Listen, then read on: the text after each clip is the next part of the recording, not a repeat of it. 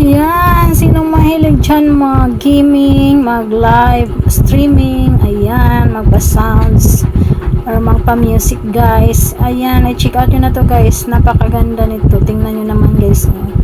Ayan, matagal pa siya malubat, with mic na siya guys. Ayan, magkasama na yung keyboard charger at manual.